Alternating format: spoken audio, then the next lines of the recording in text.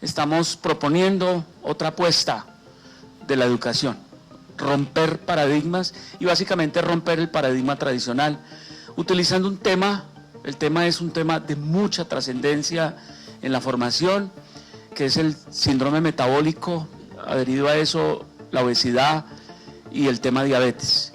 Vamos a mostrar acto seguido cuál es nuestra agenda, qué fue lo que hicimos, cómo lo hicimos previamente, porque llevamos varios meses prácticamente trabajando, un muy buen equipo. Yo creo que partimos de ahí.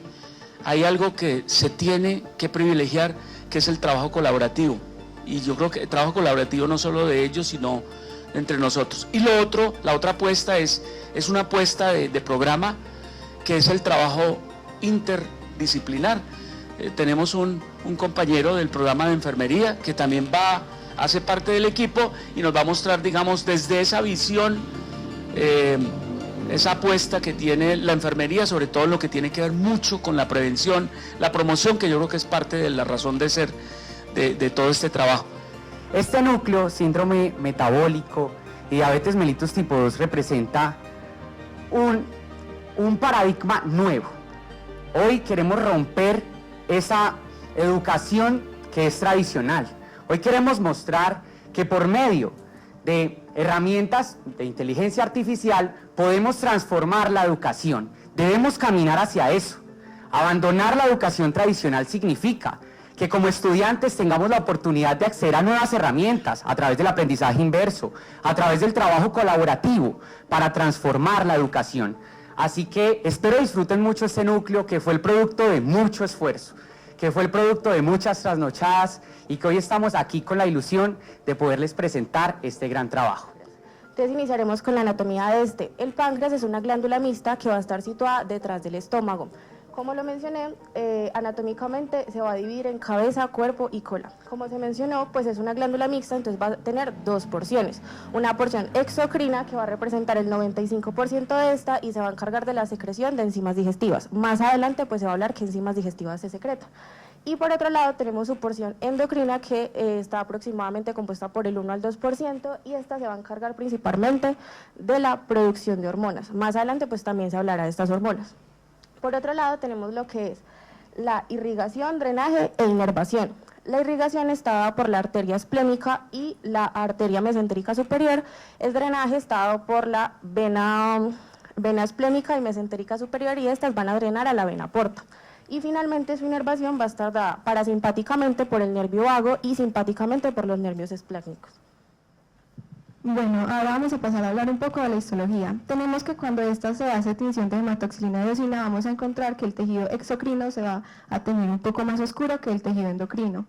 Empezando con el tejido endocrino, la unidad anatomofuncional de este es el acino pancreático, como podemos ver acá, que esta es una glándula compuesta de tejido epitelial plano y de células acinares, que son estas. Estas van a tener una porción basal ancha y una porción apical estrecha. En esta porción apical vamos a encontrar los llamados gránulos imógenos, que es donde las células acinares van a depositar las enzimas inactivas, o sea, como las conocemos, proenzimas. Aquí, pues, este es la unidad funcional.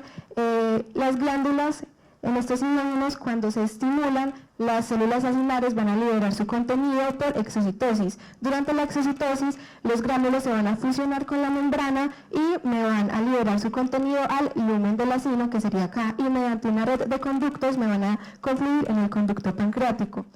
Bueno, ya hablando un poco del síndrome metabólico, es importante conocer su definición. El síndrome metabólico es un conjunto de alteraciones metabólicas interrelacionadas que, ¿qué es lo que van a hacer? Van a generar un aumento en la probabilidad de que el paciente pueda desarrollar enfermedades cardiovasculares y diabetes mellitus tipo 1.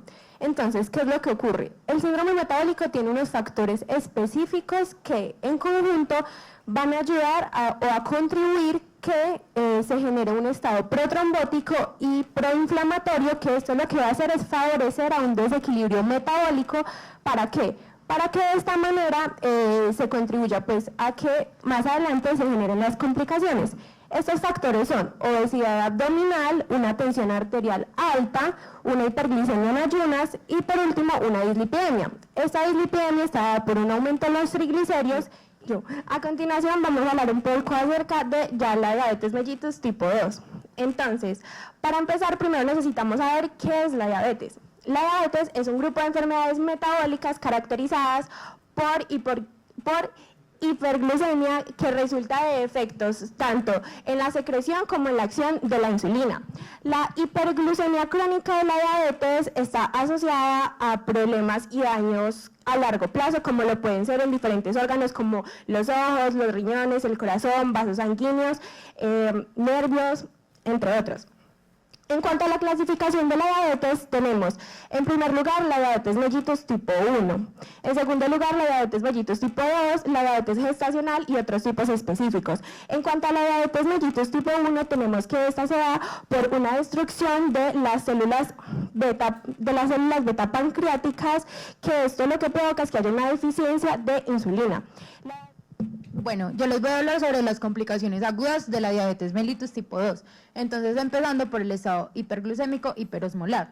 Según la ADA, esta es una complicación aguda de la diabetes, específicamente de la diabetes tipo 2. Se caracteriza por los niveles extremadamente altos elevados de glucosa en sangre, superiores a 600 miligramos sobre decilitros, sin la presencia significativa de cetoacidosis. Este síndrome se asocia con la deshidratación severa y alteraciones en el estado mental debido a la alta osmolaridad en la sangre. Se presenta mayormente en personas mayores. Ahorita les voy a hablar un poco sobre la fisiopatología de este.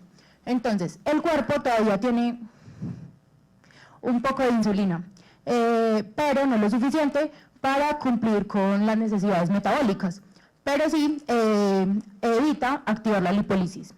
Ahora bien, vamos a conversar un poco sobre las complicaciones crónicas de la diabetes mellitus tipo 2.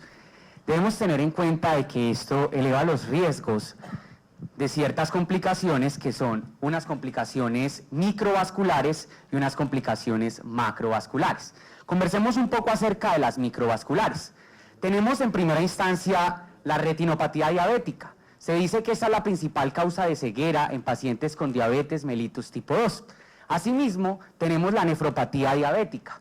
Debemos tener en cuenta que la diabetes mellitus tipo 2 se asocia con esa enfermedad renal crónica, que es muy difícil en este tipo de pacientes. Asimismo, tenemos la neuropatía diabética. Se dice que en al menos el 50% de los pacientes que padecen de diabetes mellitus tipo 2 se asocian con una neuropatía diabética, que genera un dolor neuropático, unas ulceraciones, unas amputaciones.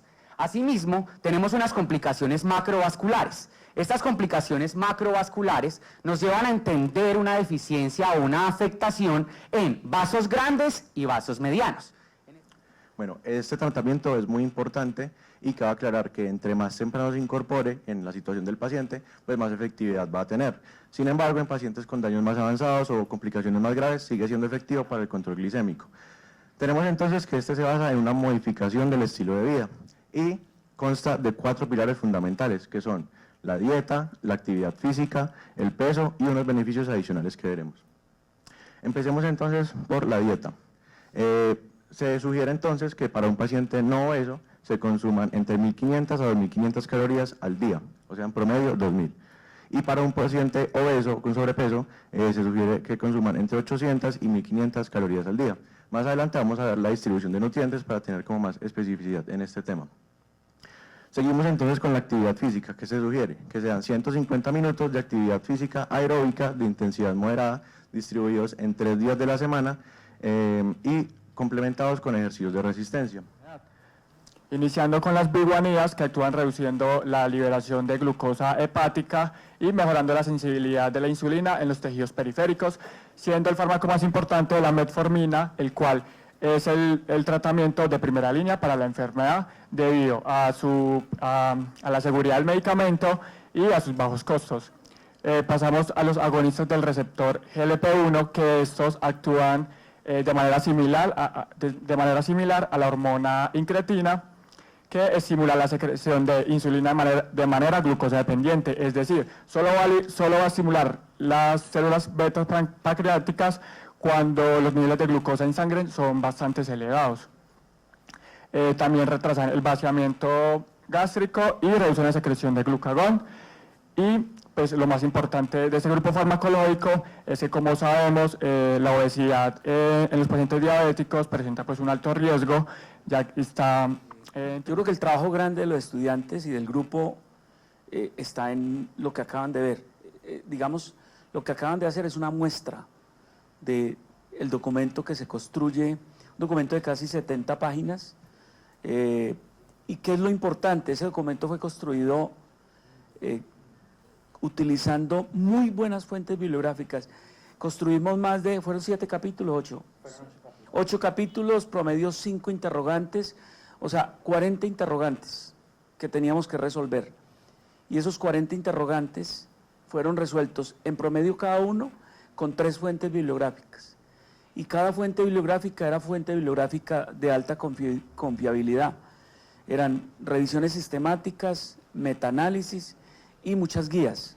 Guías de publicación, la más vieja es 2019, que es la LAT, que es la última, pero el resto nos fuimos con ADA, incluso a 2024.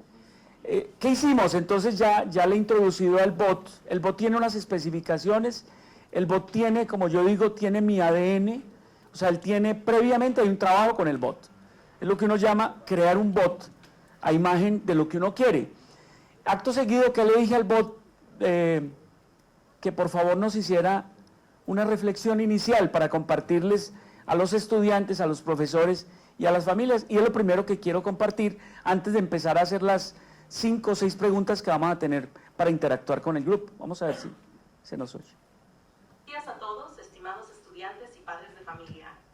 Hoy iniciamos un seminario taller en el que exploraremos a fondo el síndrome metabólico y la diabetes, 2 condiciones cada vez más comunes que representan desafíos para la salud pública y la práctica médica.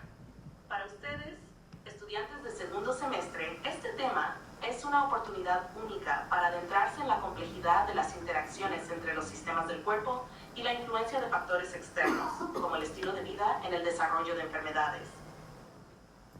Hay una cosa que quiero también, yo no escribí eso, o sea, eso lo escribió mi par. Mi par, que es mi copiloto, es algo que quiero siempre vender a los profes y a la gente que dice que va en contra de la inteligencia artificial, es que el pilotaje lo hago yo. O sea, él está siguiendo mis instrucciones, pero él es capaz de, con las instrucciones del piloto, decir lo que acaba de decir, que me parece que está muy bien dicho, y está muy bien expresado, y está muy bien recomendado. Yo le dije a él simplemente, le di un contexto, y él terminó de hacer lo que tenía que hacer. Ahora vamos a decirle al profe doctor Duquebot que comience. Téngame acá, por favor. Joan André, has identificado varios elementos clave del síndrome metabólico. El síndrome metabólico es efectivamente un conjunto de condiciones que se interrelacionan y aumentan el riesgo de desarrollar enfermedades serias, como la diabetes mellitus tipo 2, DM2, la hipertensión arterial y la dislipidemia. Estos factores también contribuyen a la aparición de complicaciones vasculares, tanto microvasculares, como la retinopatía diabética y la nefropatía, como macrovasculares, enfermedad coronaria y vascular periférica.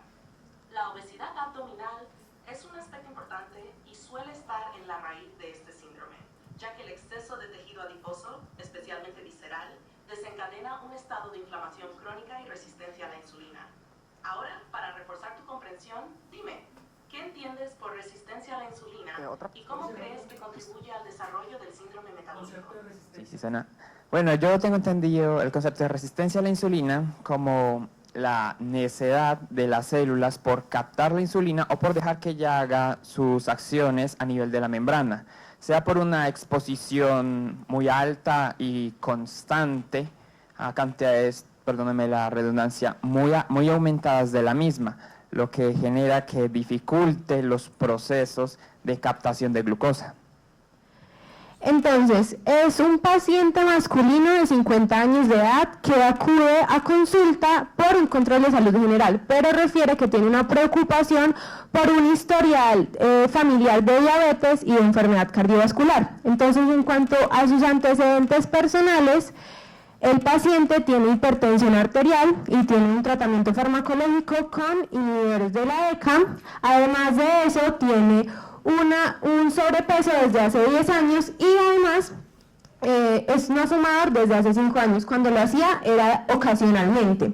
Entonces, como les mencioné, él tiene una preocupación respecto a sus antecedentes familiares, ya que su madre fue diagnosticada a los 60 años con diabetes mellitus tipo 2 y su padre tiene una hipertensión y una enfermedad coronaria. Creo que el papel más importante del tejido adiposo en relación con el desarrollo del síndrome metabólico es que como tal los adipocitos tienen la facultad de poder liberar diferentes citoquinas que son proinflamatorias y en consecuencia pueden generar una alteración en la respuesta que tengan los diferentes tejidos a la glucosa y a la captación de la misma. En ese sentido, no solamente los adipocitos contribuyen a lo que es la formación de la diabetes, por ejemplo, también sabemos que los triglicéridos altos contribuyen a diferentes patologías como lo pueden ser las pancreatitis o incluso puede llegar a la formación de ateomas en las arterias y la rigidez de las mismas, lo que también contribuye a la hipertensión arterial, uno de los pilares también importantes del síndrome metabólico. Entonces tenemos que el paciente acudió 2 años después a consulta y esto es debido a que en este momento él ya presentaba sintomatología. Continuaba con el mismo estilo de vida, seguía siendo sedentario y seguía consumiendo dietas altas en grasas saturadas y carbohidratos. En cuanto a su sintomatología, presentaba poliuria y polipsia principalmente durante las noches y refiere también fatiga al realizar actividades que antes no le resultaban extenuantes. Y por último refiere una pérdida involuntaria de peso de aproximadamente 3 kilogramos. Aquí vamos a tener un paciente que llega un año después, es llevado de urgencia por sus familiares ya que se nota una grave deshidratación, tiene confusión y fatiga extrema. En la situación del paciente tiene una hipertensión en manejo irregular, tiene antecedentes de hiperglucemia mal controlada, no ha seguido indicaciones ni cambios de vida y tampoco se ha podido adherir adecuadamente a ningún tratamiento. Entre los síntomas actuales, tiene polidipsia y poliuria exacerbadas en los últimos días, va a tener una visión borrosa, refiere sensación de sequedad intensa en la boca, episodios de confusión y somnolencia y también tiene disuria y orina de mal color de mal olor y turbia. Bueno, es lo que hemos venido comentando durante toda la exposición. Básicamente esto radica en la inflamación. La infección nos va a producir una inflamación donde se van a liberar citoquinas proinflamatorias como factor de necrosis tumoral, interleuquina 6. Esto nos va a aumentar la resistencia a la insulina y pues va a aumentar los niveles de glucosa. Entonces, por así decirlo, como que se forma un círculo vicioso donde esta inflamación nos produce la elevación de la glucosa y cada vez sube cada vez más. Adicionalmente tenemos que partir del hecho de que el sistema inmune de un paciente diabético pues está disminuido. Entonces, pues primero es más susceptible a infecciones, por ejemplo la del tracto urinario, y también que no va a responder de la misma manera que un paciente sano.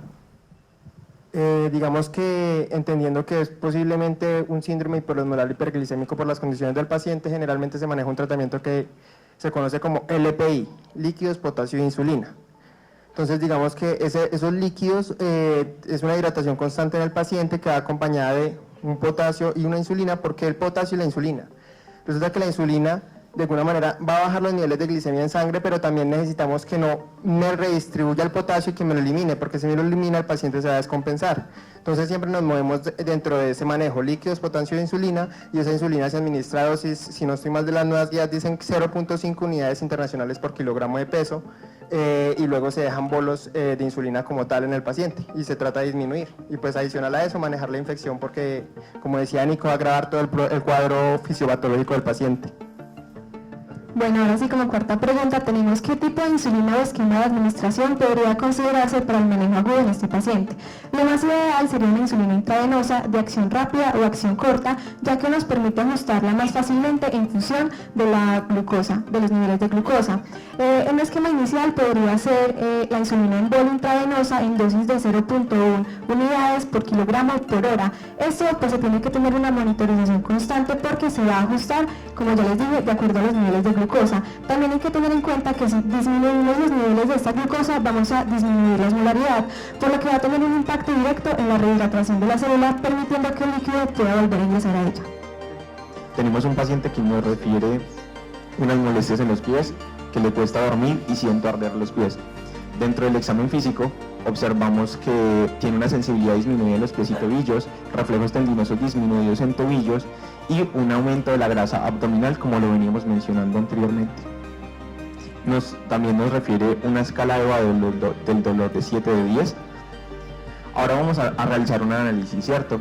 Dentro del diagnóstico tenemos una perfusión tisular ineficaz, esto evidenciado por alteraciones en el funcionamiento motor relacionado con un mal autocuidado, como lo veníamos mencionando. Dentro del plan de atención durante nuestro turno es valorar el cuadro clínico. ¿Cómo vamos a realizar esto? Si hay una escala mayor, porque le estamos manejando el dolor, EVA mayor a 6, debe informarse, ¿sí? Para reevaluar este plan de manejo del dolor. Administrar analgesia, un monitoreo hemodinámico constante y algo importante para la neuropatía es verificar los pulsos periféricos, temperatura y llenado capilar. Bueno, vamos a cerrar. Un aplauso para estos muchachos que hicieron un trabajo espectacular.